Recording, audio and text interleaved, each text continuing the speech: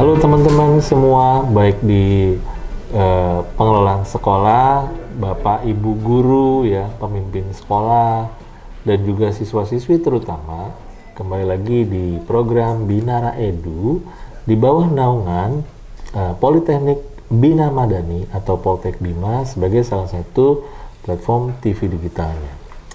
Pada kesempatan kali ini, Binara Edu ya, kedatangan tamu spesial dari salah satu SMK negeri yang cukup populer di Bekasi dan Cikarang, yaitu SMK Negeri 2 Cikarang Barat. Dan pada hari ini dan pada kali ini beliau bersedia untuk bisa ngobrol-ngobrol lebih banyak soal jurusan multimedia. Beliau adalah Mbak Febri Dwi Prasasti. Selamat datang Mbak Febri. Ya, terima kasih. Oke, alhamdulillah sehat ya selalu ya. Alhamdulillah. Oke. Sehat. Nah, teman-teman, beliau adalah Ketua Jurusan Multimedia di Sekolah Menengah Kejuruan Negeri 2 Cikarang Barat. Jadi kita akan lebih banyak ngobrol-ngobrol nih, tips ke teman-teman siswa, teman-teman guru, dan mungkin teman-teman praktisi di industri yang kira-kira bisa dapat pemahaman baru nih. Ternyata di SMK tuh lebih keterampilannya benar-benar bisa diajak kolaborasi, terutama di level industri sebagai tenaga kerja maupun juga kolaborasi di bidang lain. Mbak Febri, saya senang banget Mbak Febri udah bersedia datang. Terima kasih. Mbak Febri, saya mau tanya nih, Mbak Febri berarti sudah berapa lama memutuskan untuk menjadi guru, terutama di SMKN 2 Cikarang Barat? Oh iya. Saya di SMK 2 Cikarang Barat itu sejak tahun 2009. 2009, lama banget ya, 2009. Lumayan. Udah 11 tahun. Ya, kira-kira 11 tahun. Kemudian kenapa bisa di situ?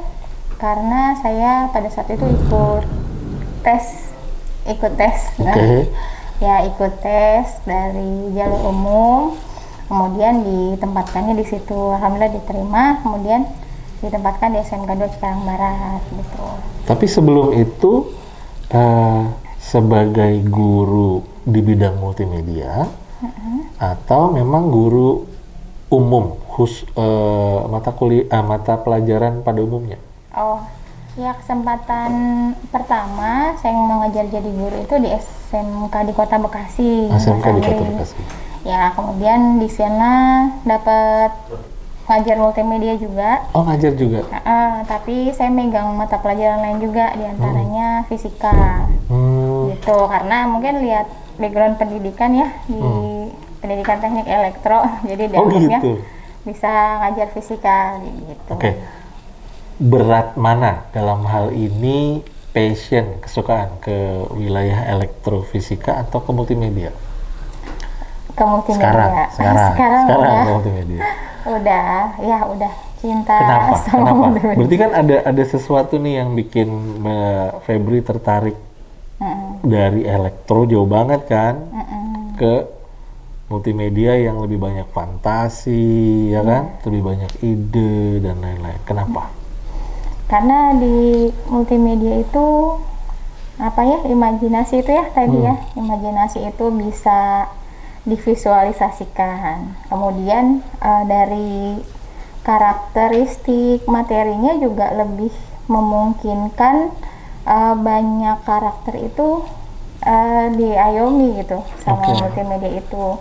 Jadi anak yang nggak cuma secara cerdas, secara akademis, tapi dia punya kreativitas itu bisa diwadahi di multimedia ini. Dan itu sesuatu yang karena kan kalau kreativitas itu kan di otak kanan ya, di otak kanan itu ada sisi emosinya ya, perasaan, jadi lebih menyenangkan gitu rasanya di multimedia ini, apalagi ketemu teman-teman yang memang kompeten di bidangnya gitu. Saya juga di multimedia ini bisa dibilang belajarnya otodidak lah, dari sambil berjalan, kemudian dari pengalaman teman-teman juga, pengalaman mengajar, tuntutan mengajar ya, karena ditempatkannya di multimedia. sampai ya sekarang benar-benar udah Suka banget suka gitu. banget lah maksudnya. Pengennya berusaha maksimal gimana sih bisa memajukan multimedia gitu. Oke.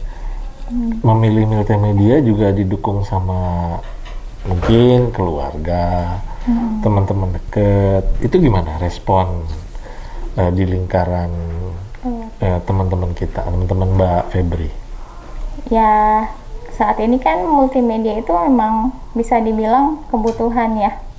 Kebutuhan media nggak cuma untuk pribadi tapi juga untuk, apalagi kalau sekolah tuh sekarang tugasnya udah upload YouTube, bikin video anak jadi benar-benar kompetensinya itu kepake banget di dunia kita sehari-hari gitu, karena tidak hanya untuk kebutuhan di sekolah ya, tapi untuk kebutuhan pribadi, dokumentasi pribadi itu kan ranahnya multimedia, karena multimedia ini kan sangat luas ya. Sangat Mas luas Andri, banget. ya. Kayak desain itu bisa buat ucapan-ucapan, itu benar-benar aplikatif lah. Juga dinamis kan, kalau dulu kan Dinamis. orang kirim undangan baik itu selamatan atau nikahan atau ada acara keluarga, Iya, kita perlu print. Ya iya. kan? Sekarang sudah lewat digital informasi, udah digital aja. betul Tapi sekali. kadang cetak juga tetap masih beredar, masih tetap diperlukan gitu ya. Bukan berarti semuanya hilang gitu ya. Nah, sepengalaman Mbak Febri ketika pas menjadi guru di SMKN 2 Cikarang Barat, berarti kan ada juga nih guru-guru yang mengalami fenomena sama. Yang tadinya passionnya gitu kan, terus kemudian tiba-tiba harus mengajar di mata pelajaran yang kaitannya dengan multimedia.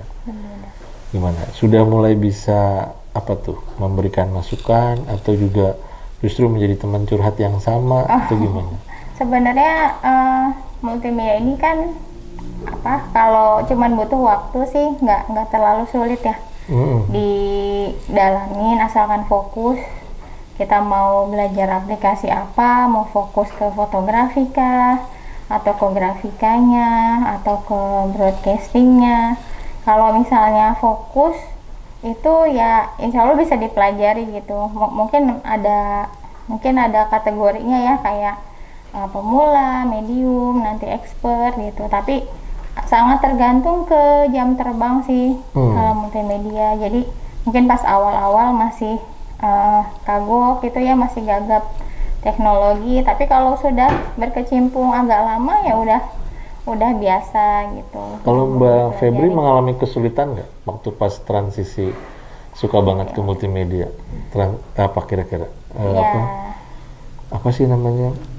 Kesulitan-kesulitan, karena kan tadi otodidak kan, gitu. Apa tuh yang dirasakan? Kesulitannya itu ini sih, terutama pada saat penggunaan aplikasinya ya, software itu kan sangat banyak jenisnya, kemudian fitur-fiturnya juga banyak. Cuman untungnya kan sekarang itu era informasinya sudah sangat mudah. Jadi banyak video tutorial yang bisa dipelajari, kemudian banyak sumber-sumber belajar. Jadi ya mengalir aja sih. Justru akan lebih mudah ya. Iya. Buat kita, makanya agak aneh nih Mbak Febri kalau ada pernyataan dari siswa. Kadang juga mohon maaf, ada guru juga kadang-kadang suka pesimis bahwasannya emang kalau saya belajar sendiri apa saya bisa jago gitu ya. Padahal tadi ada banyak sekali sumber belajar gitu ya, dimanapun ya, terutama di area digital, dokumen-dokumen digital banyak banget kita bisa cari. Sehingga jangan bilang nggak bisa dulu, maka kita harus coba dulu. Sebagaimana kalau kita mau maju ya kita gerak dulu aja gitu kan. Iya, betul. Terakhir Mbak Febri, ada tips nggak buat Bapak Ibu guru, kemudian adik-adik siswa, teman-teman siswa, siswi gitu ya, yang sudah terlanjur, kan ada juga nih terlanjur memilih di bidang multimedia, tapi sebetulnya ya mau nggak mau karena udah kecemplung gitu ya, apa kira-kira tips yang harus dilakukan. Oh, maksudnya gitu. passionnya sebenarnya Passionnya bidang lain, tapi sudah kecemplung gitu Iya. kan. Ya, saya juga sering berpesan ya pada siswa baru. Biasanya kan kalau di SMK tuh biasanya dia memilih 2 jurusan. Oke. Nah, diantaranya salah satunya tuh dia milih multimedia. Ternyata passionnya itu bukan di situ ada. Nah, tapi saya selalu berpesan gini, Mas. Kalau apapun tadinya passion kamu, multimedia ini nanti akan mendukung passion kamu sukanya apa, sukanya nyanyi, nanti kita ada dokumentasinya. Kemudian kamu sukanya animasi, misalnya mau masuk jurusan animasi, diterimanya di multimedia, atau mau masuk jurusan akuntansi, pasti nanti kamu ada kebutuhan kayak membuat bahan presentasi yang menarik gitu. Jadi multimedia ini bisa masuk di semua bidang. Nah, terbukti siswa yang setelah SMK mengambil di bidang yang lain, itu dia menjadi unggul karena kemampuan multimedianya justru.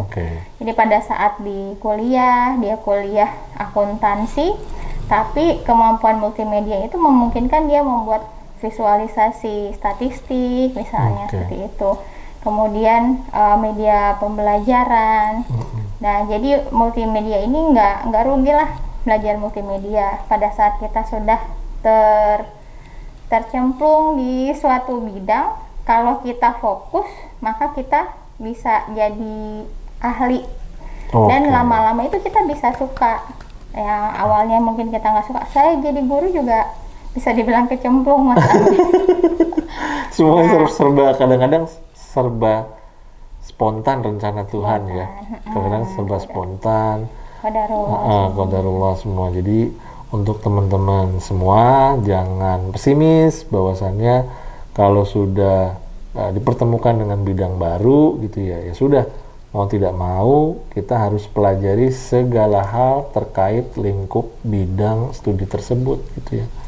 Nah, untuk obrolan berikutnya kita nyambung nih, tapi sebelum itu jangan lupa teman-teman berikan pandangan terkait video obrolan kita dengan Mbak Febri terkait dengan pengalamannya di dunia pendidikan, terutama di SMK ya, yang lebih banyak keterampilan. Terima kasih Mbak Nuni, kita masuk ke obrolan kedua ya. Jaga sampai konsumen ini, oh ya saya puas nih gitu. Keren. Dan itu tuh ada tantangan-tantangan tersendiri. Oh ternyata menurut saya bagus ya, kalau menurut anaknya bagus. Oh ternyata enggak, kita ini kan desainer bukan seniman ya.